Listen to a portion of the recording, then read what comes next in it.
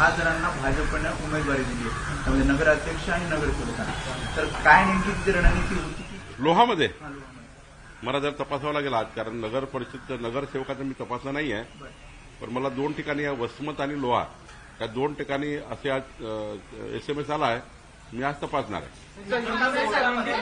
नवाब मलिक यांच्या विरुद्धचे जे आरोप आहेत ते सिद्ध झालेले आहेत, तर याच विषयामध्ये आहेत ते सरकारमध्ये जे आता आहेत त्यांना आल्याच्या नंतर असे आरोप आहेत ते संत म्हणून वापरतात, परंतु जे आरोप आहेत त्यांच्याकडे कसं काय बघताय असं देखील आरोप आहे तो करण्यात आलेला आहे. कारण जे विरोधक आहेत ते बोलतात की त्यांच्याकडे ज्यांच्यावरती आरोप असतात त्यांना जवळ घेतात आणि जवळ घेतल्यानंतर त्यांचे संत.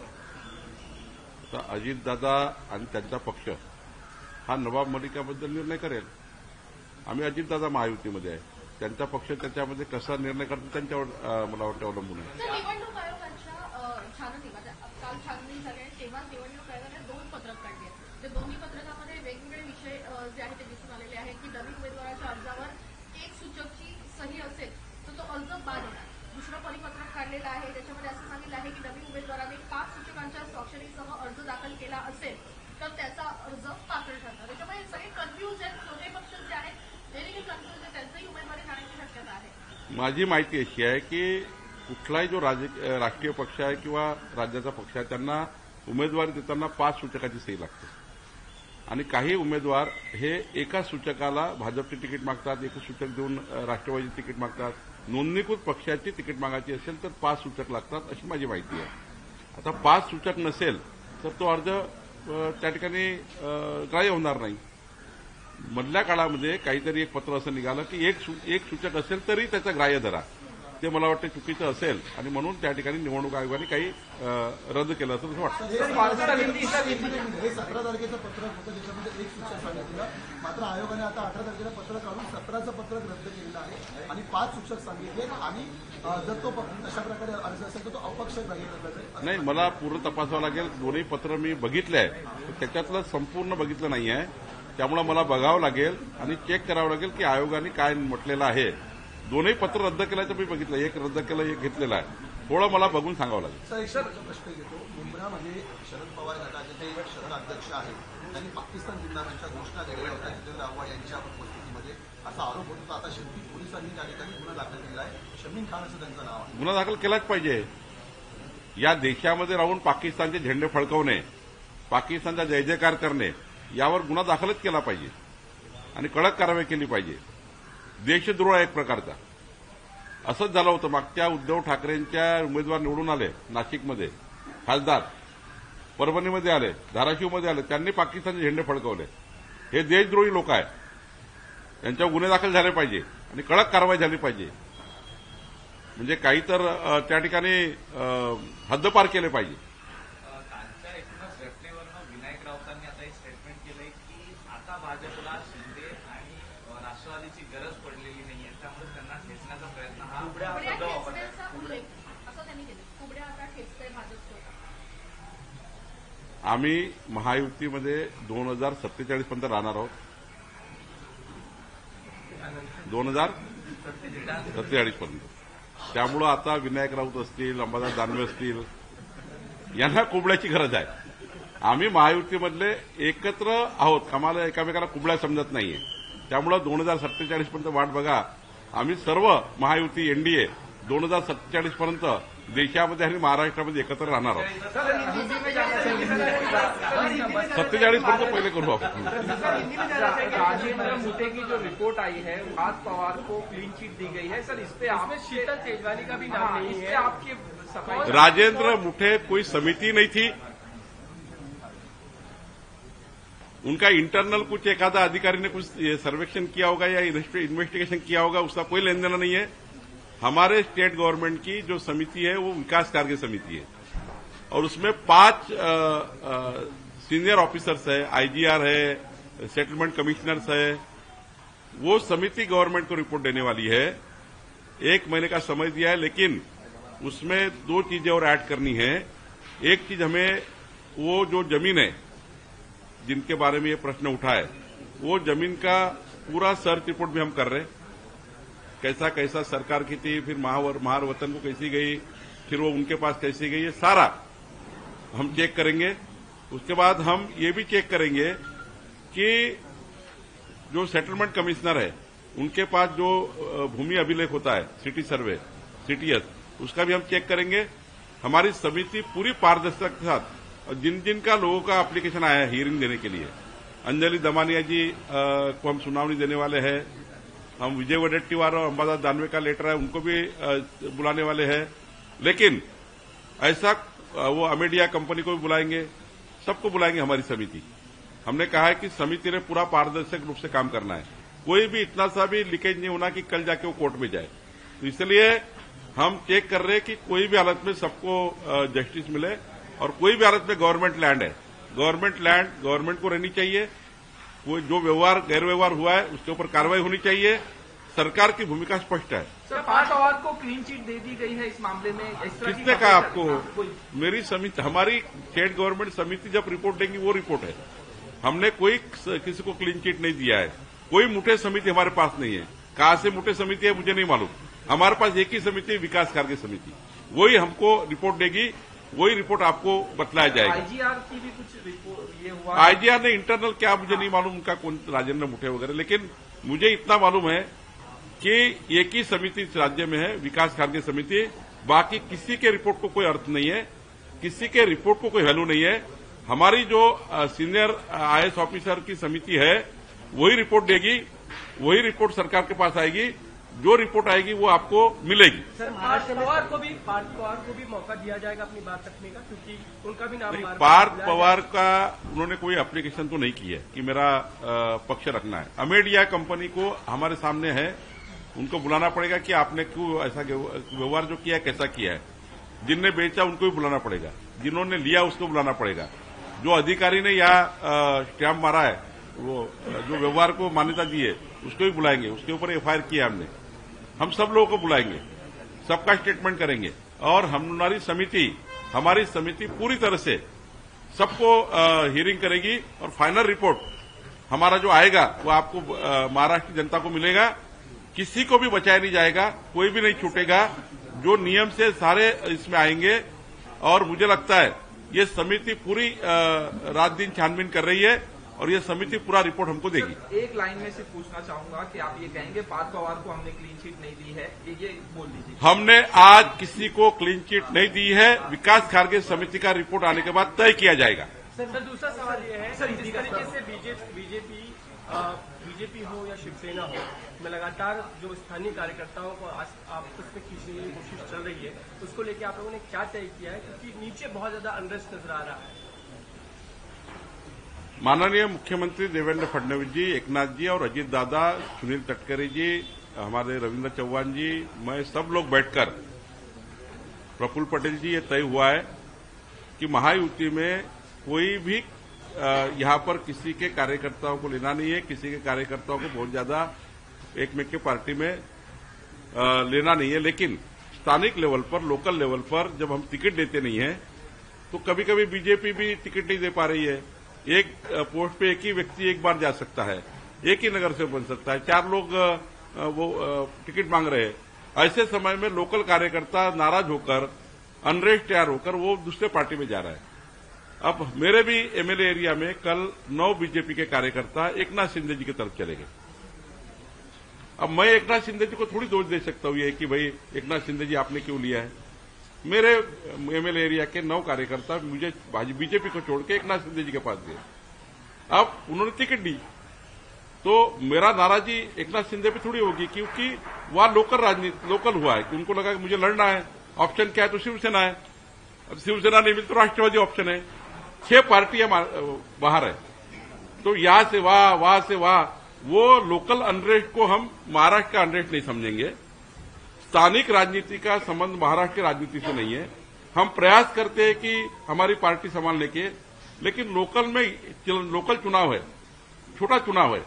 ये छोटे चुनाव में इधर उधर थोड़ा होता है, इसका मतलब राज्य में कुछ गड़बड़ है, स्टेट में कुछ गड़बड़ हो रही है, ऐसा नहीं है।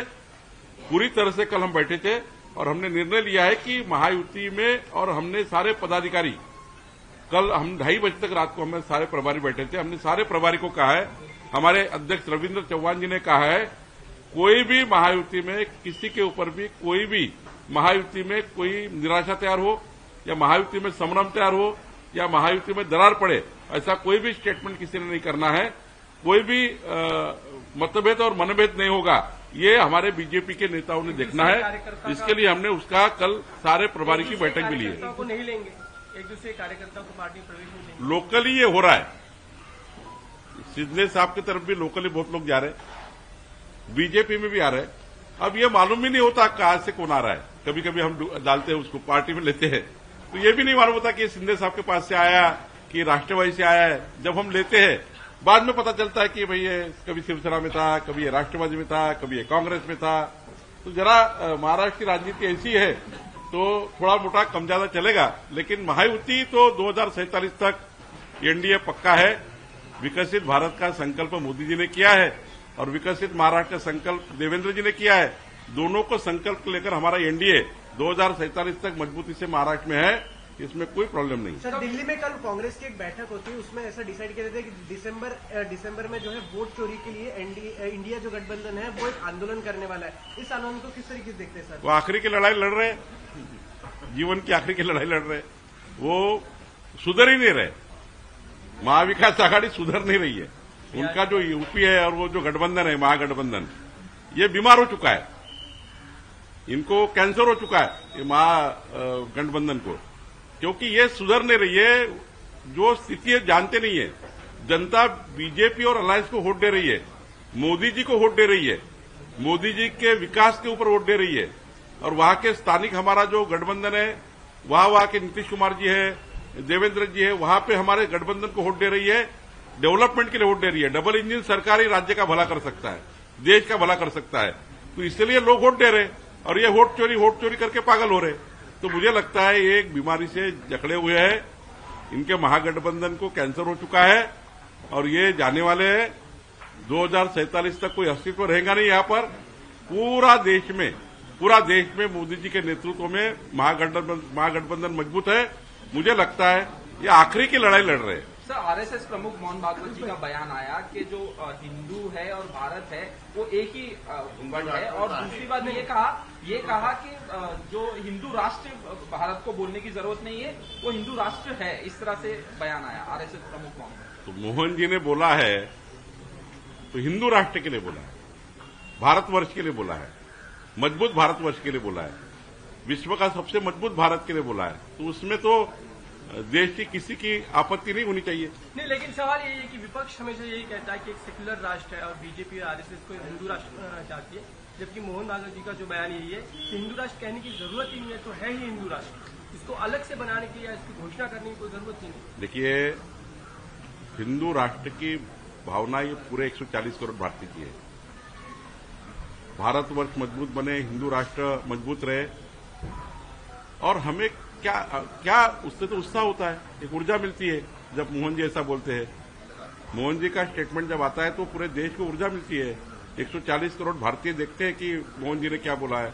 और हिंदू राष्ट्र की संकल्पना, हिंदू राष्ट्र का अपना विरासत, इतिहास को देखे तो उसमें तो आगे लेके जाने की बात है। इसमें तो पूरे देश को गौरवान्वित होना चाहिए, पूरे देश को आनंद होना चाहिए। सर, अपोजिशन का सवाल है, अपोजिशन क्या रह गया? एक सवाल है सर, वीडियो सामने आए हैं कि अजित पवार के घर पे अघोरी पूजा हुई, तो अपोजिशन कह रहा है कि ये अघोरियों की सरकार है, इस तरह से पूजा करते हैं सीट शेयरिंग को लेकर, और ये क्या कहना चाहते हैं? मुझे नहीं मालूम वो वीडियो क्या है, देखना पड़ेगा। खबर चल रही है सर, खबर तो कुछ भी चलती है। खासकर लेपर्ड को लेकर अभी भी हमने कालच माननीय मुख्यमंत्री महोदयांनी वनमंत्री राज्याच्या टास्क फोर्सची बैठक झाली। बिबटला कशा कशा पद्धतीने, वाघांना कशा कशा पद्धतीने त्या ठिकाणी शेवटी मारता येत नाही, त्यांचा बंदोबस्त, त्यांचा व्यवस्था कशी करायची, ग्रासलँड डेव्हलपमेंट कसा करायचा, बिबट वाघ येणार नाही याची काळजी कशी घ्यायची, याच्या टास्क फोर्सची बैठक मुख्यमंत्र्यांनी घेतली आणि त्यामध्ये अनेक निर्देश दिले आहेत। यामध्ये व्यवस्थित पद्धतीने हे आम्ही हँडल करतो। भांडेवाडीतील बिबट आला आहे, कराडला जवळ आहे, उमरेड जवळ आहे, 20 किलोमीटर कराडला आहे आणि उमरेड आहे। त्यामुळे जवळ आला असेल तर त्या ठिकाणी वन विभाग त्याची काळजी घेईल. सर इनके भी यही खासकर तेंदुआ को लेकर बड़ी समस्या है। नागपुर पुणे में हमने देखा कि ये स्थिति बनी हुई है। इस तरीके से नागपुर में भी अब बड़ी समस्या है। आपके शहर नागपुर में अगर नागपुर में आते ही है, पारशिवनी में आते हैं, मेरे घर के 10 किलोमीटर तक आते हैं, आप भी चलो देखने के लिए।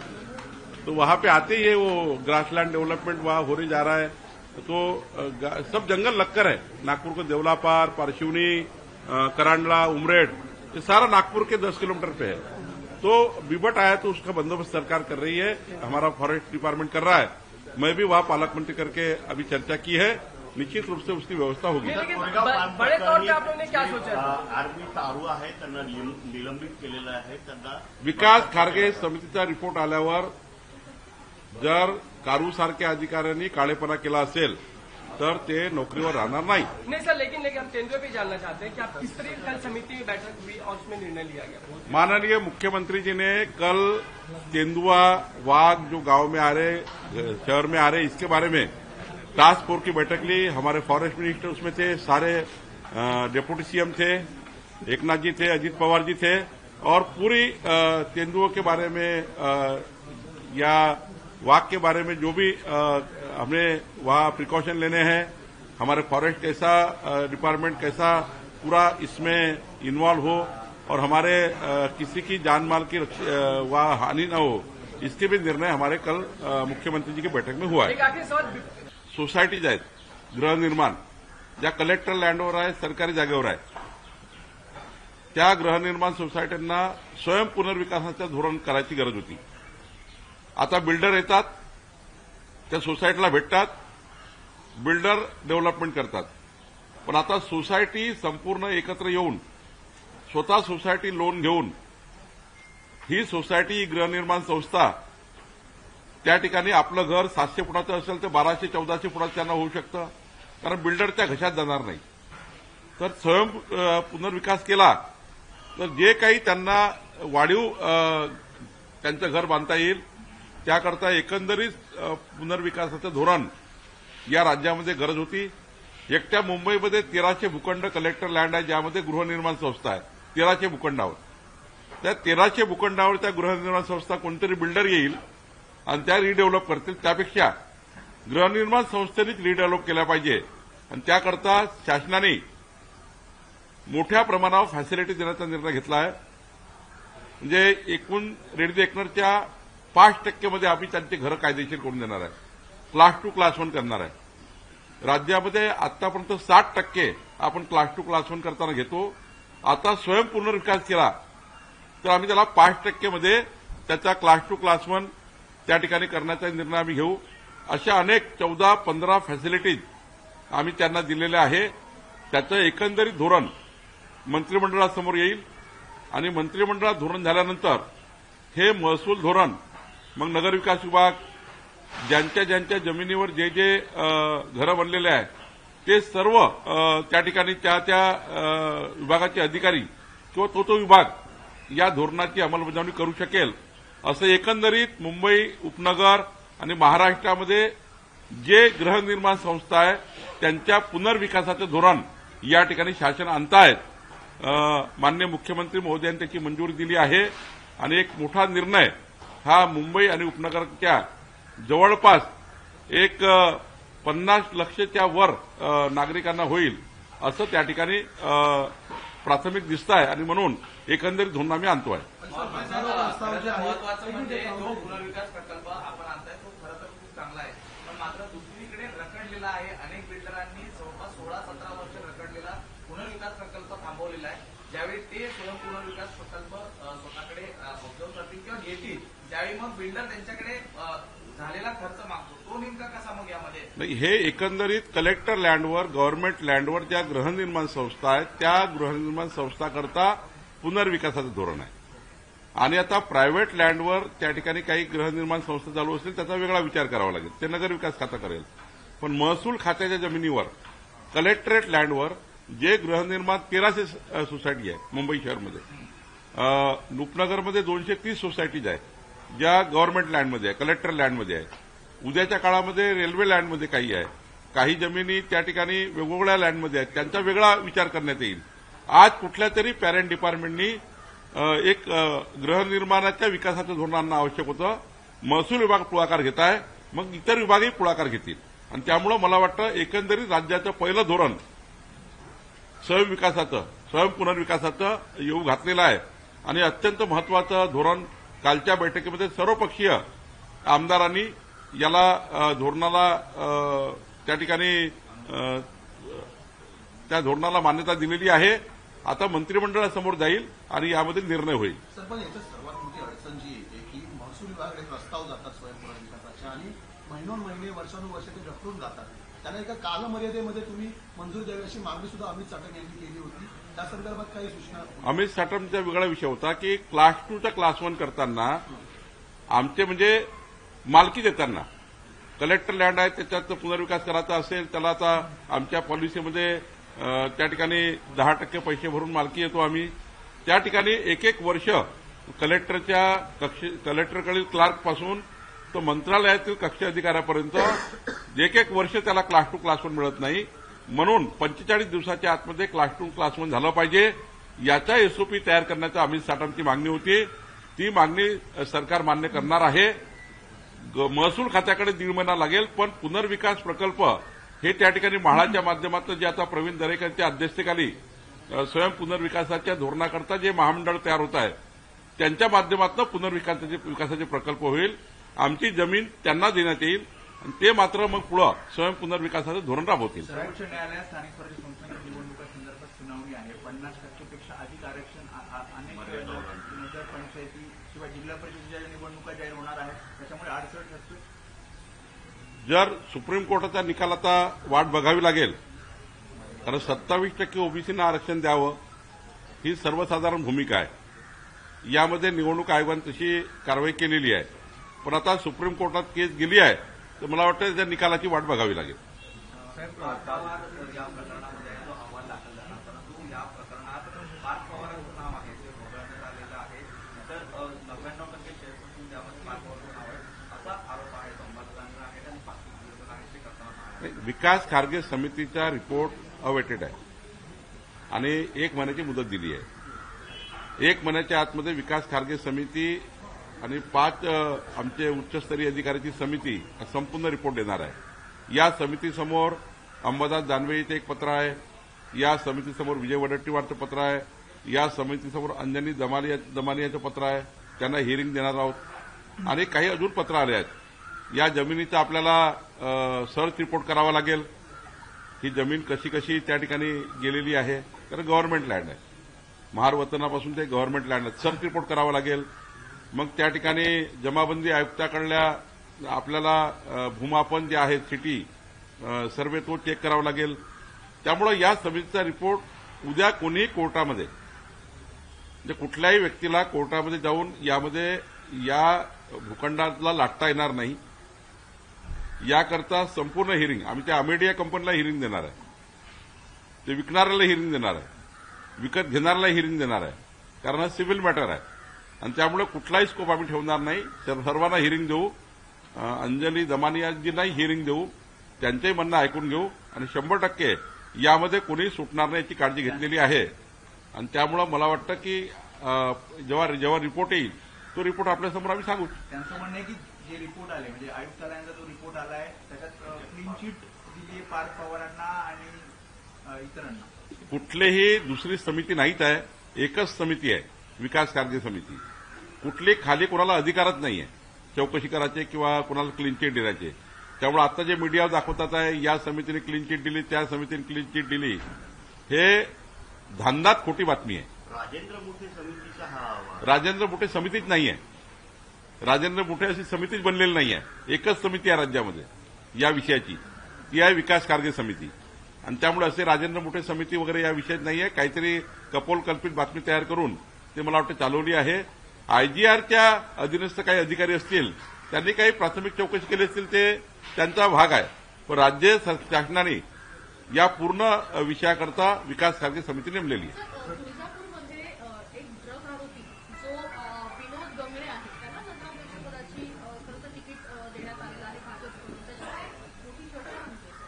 नाही, बरोबर आहे की सामाजिक भावना ही आहे की अशा कुणावर आरोप असेल त्याला देऊ नका. पण प्रश्न असा आहे की जोपर्यंत कोर्टामध्ये आरोप सिद्ध होत नाही, जोपर्यंत कोर्ट कुठल्या बाबीला सजा देत नाही किंवा त्याला दोषी ठरवत नाही, तोपर्यंत एखादा गुन्हा दाखल झाला, काही झालं, त्याला आपण साधारण सर्व पक्षात लोक काम करतात. सर्व पक्षामध्ये असे गुन्हा दाखल झालेले लोक आहेत. पण शेवटी कोर्टाने शिक्षा दिली, कोर्टाने दोषी ठरवल्यावर मात्र आपण कुठलाही असा निर्णय करत नाही.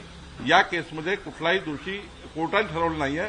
गुन्हे दाखल झाले आणि त्या गुन्ह्याची जमानत झाली. जेलमधनं बाहेर येऊन जामिनावर असताना त्याला अनेक लोक जामिनावर आहे. जामिनावर अनेक लोक आहे महाराष्ट्रामध्ये, अनेक पक्षामध्ये आहेत. यादी मोठी आहे.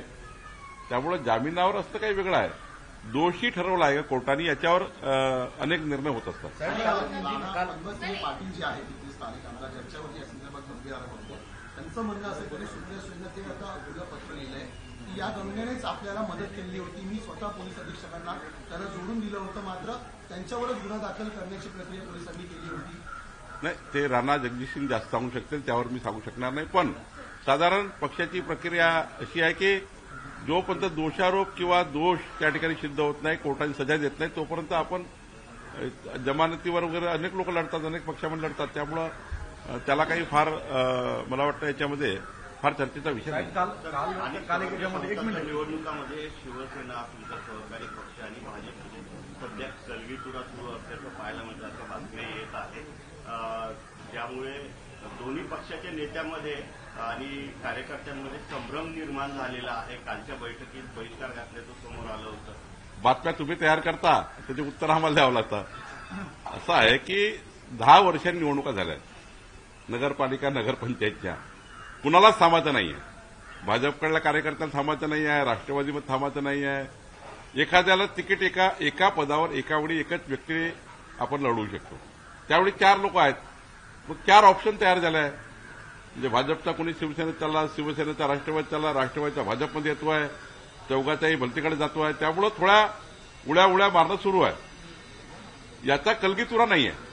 आता तो कार्यकर्ता स्थानिक लेव्हलला त्या ठिकाणी हा निर्णय करतोय की मला तिकीट नाही मिळाली म्हणून मी दुसऱ्या पार्टीत जातोय. त्याला वरचा का संबंध आहे महायुतीचा?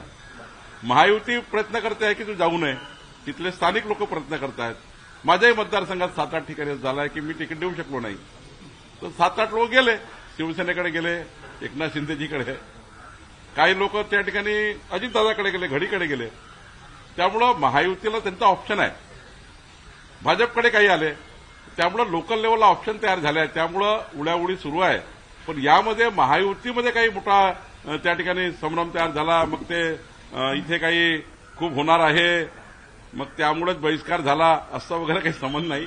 ही निवडणूक लोकल आहे. आम्ही उलट चेक करतोय, एकनाथजी, अजितदादा, माननीय मुख्यमंत्री, मी, रवींद्र चव्हाणजी, आम्ही हे चेक करतोय की आमच्या महायुतीमध्ये कालही आम्ही 2:30 वाजेपर्यंत रात्री बसलो, प्रभारी आमचे सर्व होते. त्यांना हे सांगितलं आहे की मतभेद आणि मनभेद जरी उड्या झाल्या असतील तरी मतभेद आणि मनभेद काही करू नका. कुठेही असं स्टेटमेंट करू नका जे महायुतीला घातक राहील किंवा महायुतीला डॅमेज करेल, असं कुठलंही स्टेटमेंट करू नका. नाही, याच्यात अनुषंगाने प्रश्न आहे साहेब की हे जरी असलं तर मग ह्याच्यापुढे ठरलं का की शिवसेनेच्या लोकांना तुम्ही घ्यायचं नाही किंवा तुमचे लोक ते घेणार नाहीत? असं महाराष्ट्रातल्या वरच्या नेत्यांनी ठरवलं आहे की कुठल्याही परिस्थितीमध्ये महायुतीमधले लोक त्या ठिकाणी घ्यायचे नाही. परंतु स्थानिक लेव्हलला काही उड्या सुरू आहे. त्यामुळं स्थानिक लेव्हलला फार काही असं खूप त्या ठिकाणी दबाव टाकून, खूप त्या ठिकाणी प्रेशराईज करून स्थानिक कार्यकर्ते मात्र त्यांच्या आयुष्याच्या निवडणुकीचा प्रश्न असल्यामुळं आता जिल्हा परिषदमध्ये हीच परिस्थिती होणार आहे. महानगरपालिकेला ही स्थिती येणार आहे की आम्ही तिकीट देऊ शकणार नाही. काही ठिकाणी एकनाथजी देऊ शकणार नाही, काही ठिकाणी अजित पवार देऊ शकणार नाही. त्यामुळे त्यांच्याकडे हा प्रश्न येणारच आहे, उड्याउडी होणारच आहे. काही शरद पवार साहेबांकडे जातील, काही उद्धव ठाकरेजीकडे जातील. पण एकंदरीत आमचा शेवटपर्यंत प्रयत्न आहे की अजितदादाचे लोक अजितदादाकडेच राहिले पाहिजे, एकनाथजीकडे राहिले पाहिजे, भाजपचे भाजपकडे राहिले पाहिजे. कुठेही महानगरपालिका जिल्हा परिषदमध्ये ही भानगड होऊ नये याकरता आम्ही काल बसलो आहे. मी एकनाथजी शिंदे साहेबांशी चर्चा केली आहे, अजितदादाशी चर्चा केली आहे. मला वाटतं की तटकरे साहेबांशी काल माझी चर्चा झाली आहे आणि त्यामुळे माननीय मुख्यमंत्र्यांनी सर्वांशी चर्चा केली आहे. निश्चितपणे महायुतीमध्ये कोणताही व्यक्ती कुठे जाणार नाही याची काळजी आम्ही वरचे लोक घेऊ, पण स्थानिक लेवलला काही झालं तर मग ते बघावं लागेल. तर स्थानिक लेवलला हा प्रश्न आला, परंतु आता मंत्रीच आहेत, म्हणजे एकनाथ शिंदेचे मंत्री आहेत, ते एकनाथ शिंदेचं ऐकत नाहीत, ते फडणवीसांना बॉस म्हणायला लागलेत आणि भाजप आहेत ते पुन्हा एकदा याच मित्रपक्षातील काही लोक आहेत तो फोडण्याचा प्रकार करतील असा आरोप अंबादास दानवे करतील किंवा मग विरोधक असतील त्यांच्याकडून करण्यात आलेला आहे. काय बघा अंबादास दानवेचं जे काही वक्तव्य असेल ना ते राजकीय आहे. कुणीही एकनाथ शिंदेचा कुठलाही मंत्री शेवटी मुख्यमंत्र्याकडे जाणं आवश्यक आहे. राज्याचे प्रमुख मुख्यमंत्री असल्यामुळं 50-100 रोज कामं असतात मंत्र्यांना. आता मी जाऊन आलो 1 तास. शेवटी विभागाचे कामं असतात. तर विभागाचे काम घेऊन शिवसेनेचे मंत्री मुख्यमंत्र्याकडे गेले किंवा मी आता उद्या एकनाथ शिंदेजीकडे जाऊन बसलो, याचा अर्थ असा आहे का महायुतीमध्ये आम्ही जर बसलो आहे त्याच्यामध्ये हा मिठाचा खडा अंबादास दानवे टाकणे तर त्यांना काही ते सक्सेस होणार नाही. त्यांनी उद्धव ठाकरेच्या काळात टाकले म्हणून त्याचे हालही झाले. त्यांचे हाल हे का झाले अंबादास दानवे आणि टीमचे? उद्धव ठाकरेच्या काळामध्ये हे चाललं. देवेंद्र फडणवीसजी कधी कुठल्याही मंत्र्यांना माझ्याकडे या, माझ्या पक्षामध्ये या किंवा माझ्या ऐका, माझं त्या ठिकाणी मुख्यमंत्री म्हणून ऐका वगैरे असं काही आमच्या पक्षामध्ये असं कुणालाही नाही. महायुतीचे मंत्री महायुतीत काम करतात, आमचे मंत्री आमच्यात काम करतात. शेवटचा प्रश्न, चर्चा चालू आहे की नांदेडमधल्या लोहा नगर परिषदेची एकाच कुटुंबातल्या सूर्यवंशी कुटुंबाच्या